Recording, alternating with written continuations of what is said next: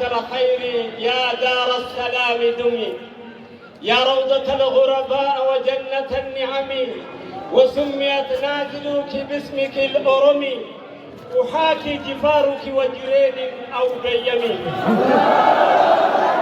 وقد سأفدتها على مباركها مروتها والبلبل والقرصاء ثم يليها الددب وأندودي الفيحاء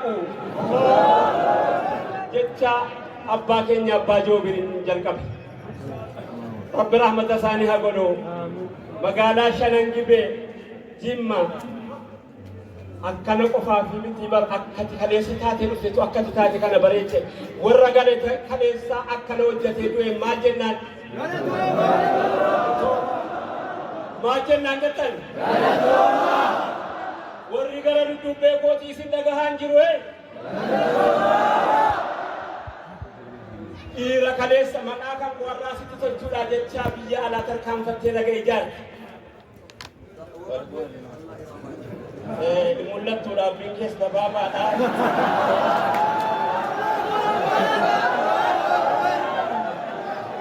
Kaleessaan maqaan keenya irraa tole. Akkana bayi. Abbaatoች ተግባራት ዛሬ ብቅ ብለናል። ጅማ ፊ የሚን፣ ጅማ ፊ ቀቤና፣ ጅማ ፊ ጉራጌ፣ ጅማ ፊ ስልጤ፣ ጅማ ፊ ዳውሮ namni adda baasuu danda'a jiran. Gaaddisna kanuma bareeddii baga bareeddanii ulfaadhaa Allahu akbaruudhaan naa mirkaneessa. Garri kun Allahu akbariidhaan naa mirkaneessa. laa ilaaha illallah bichaanahu sababu يسترهم من الله القرآن عنكبون إني مواددون يا مكراربون واندملا واندمو يا مساساسبون كسلام سنة بكبر تراب سوء توابو لا إله إلا الله بسنة وسببو يقدمت مؤمنو يسرد فأكبابو أحمد محببو أصدرواته وحده الحمد لله سيابان غلطا نمنتي قديتي تتكايون جلتا قنويتا فلمت أمتا بقى ربي سنتاسي سي الله أكبر ناجرا بالي غلطو وان أرقدت بيكودا موتما غلطي فجودا كان كران موساك بالي غلطو الله أكبر ناجرا Baaleen kottaa mootummaa galateeffannaa jetteen waan dhaggeeffadhaa. Kottaa mootummaa galateeffannaa waa afur gurguddaa waan waggaa 100 kadhannee dhabne. Waan waggaa 150 kadhannee dhabne. Bara 5 keessa arganne kottaa isinitti himnaa jetteen waamte Baaleen. Nu waamteeti nuti yeroo addaa kana keessa musliimoota Itoophiyaa keessa jiraatu miti nuun jedhu. Musliimoota Itoophiyaati malee. ما جتنا الله أكبر كيسمون نعينه إننا بإثيوبيا يمن نور مسلمون شاي للنم إثيوبيا ويا مسلمون تنا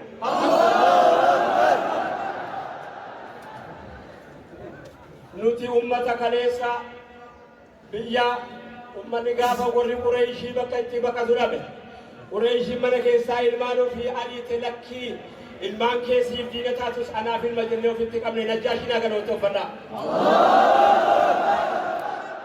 Har'a najjaashii maqaa najjaashii yeroo waamamu addunyaa keessatti maqaa ol qabanna.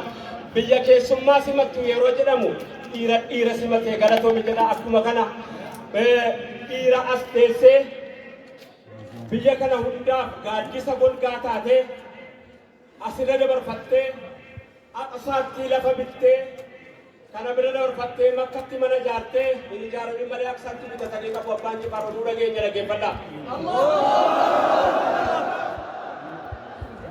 Astaanii Masriidhaa lafa bitanii bakka uummanni Itoophiyaa dhaqee keessa taa'ee itti baratu. Himmaadhuma isaanii ilaalaas waanuma isaan hojjetan.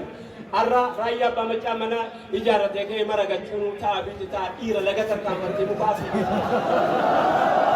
Asirraa harka sabee dhimmaa dhaqee kuno kaabatti ijaarame bakka sanatti ijaarame har'a maqaan waamsise ulfaadhaa galatoomaa jedhani. Waamsitaan koomaayyii nageenyi qabeenya waa sadii abbaatu ofirratti eega. Nageenya tokko hayaadhaan lama wayaadhaan sadii.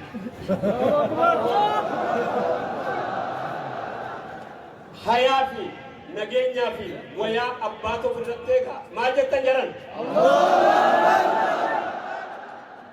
Waggaa lamman darbe Ramadaana guyyaa kudhanii Doktor Abiyyi kophaatti na waame. Har'aan isinitti madda. Ati dura waamammaa kuulaati. Deeggareen ijoollee keenya walitti qabee itti mammaa keessanitti mammaa ka'a. Gaaf tokko dhakaanii warri tambarra jiranu kottaa jiran ajis miilli xuratee qamaa cofnee irraa dheengani kannaa laga buune jedha.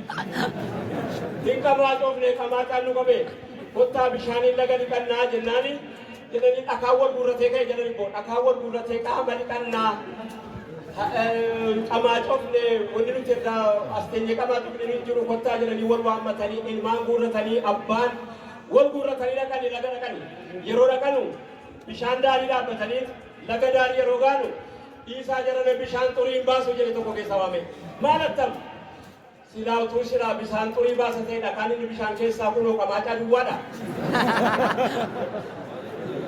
Eeguma dhakaan bishaan keessaa qamaacaa duwwaa ta'e lakkisaa bishaan lagaa qamaacaan baasuu jennaan warri bishaan keessaa ol lallaban jara qaama dhiqachuu dhuftayyee dhaggeeffadhaa isinitti himnaa jedhe jennaan bishaan qamaacaa baasuu hin dinne nutu wal bira teenya malee walirraa hirrigini.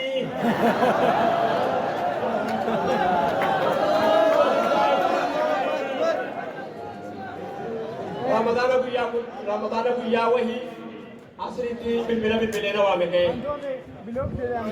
Waa biraa tokko waa lama sadii qofitti naa dhaamee na gaggeesse. Kophaatti na waame waan ta'eef. Elaa amantii kana yaadaa achitti ol gubbee duraan jedhe gara olii sana. Harka isaa ka'ee kanatti fudhee naa si gara qofa yaadaa kaffa galmaatti dhibba kaffa galmeessanii. Achitti yaadama akkanatti yaadama adeemama. Dhuguma jedhe. Kibeetu asii kaane mormoriin jiraatu. Mormoriin beektanii jiran. Maal kan hin baasetan immoo jettanii sagalee guuratanii. Gaafa taphiyaa mormor eenyu siin jedhe abbaay. Mormor immoo abbaay owwaan dhumee as bahe jette dhiirri. Kibeetu asii yaa'ee mormoriin taasise. Dhidheessatutti yaa'ee mormoriin taasise. Gabbaayititti yaa'ee mormoriin taasise. Kunoo akka kana yeroo walitti dabalamte uummata Affaarii dhufe jira. Ijoollee Booranaa dhufte jira. Uummata Qabeenaa keessaa dhufe jira. Guraageetu as jira. Sirxeetu as jira. Naannoo adda addaa keessaa dhufnee jirra. Kunoo galata Rabbii walitti qabannee Itoophiyaa jechuun kan biraatii maa? Kanuma miti? Kan biraatii jiran? Warra waan kana hojjetan hunda keessanii maal jennaan? Amma seeraa deebi'aa. Salaamu alaikum warahmatullahi wabarakatuh. Ustaaz Raayyaadhaan aarsaa dur kaffaltaniif hojii kana hojjetanuuf immoo dhaabbata dhaabbataniif immoo